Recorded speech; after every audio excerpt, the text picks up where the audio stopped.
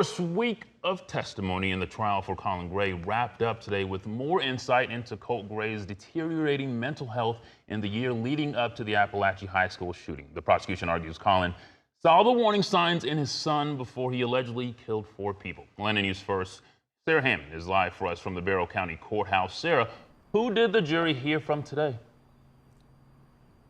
Well, Colt Gray's grandmother took the stand today to testify to what she described as Colt's, quote, spiraling emotional and mental health. She said she tried to urge Colin to get Colt some professional help and a therapist or a counselor. And the grandmother, Debbie Polhamus, testified to aggressive text messages she received from Colt that were shown in court today, his violent outbursts and his urges to hurt himself and others. She testified that Colt believed he had schizophrenia and acute mania.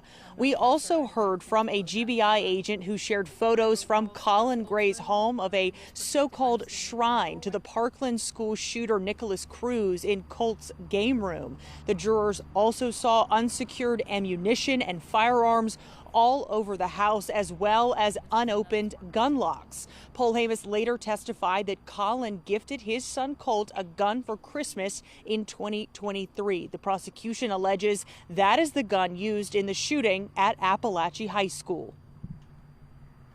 Did Colt talk to you about a Christmas present he had gotten? Sure. Okay, and what was that Christmas present? It was a gun. Okay, and was it a rifle? Yes. Okay. Who did you get the Christmas present from? From his dad. Now, court has ended for the day, but looking ahead to Monday, jurors are expecting to hear from Marcy Gray. That is Colt's mother, Colin's wife. Today, Polhamus testified that Marcy has struggled with addiction and that she and Colt had had some physical altercations in the past. Of course, we're going to dive much deeper into that when Marcy is supposed to take the stand on Monday. We will be in the courtroom to bring you all the latest. Live here at the Barrow County Courthouse, Sarah Hammond for Atlanta News First.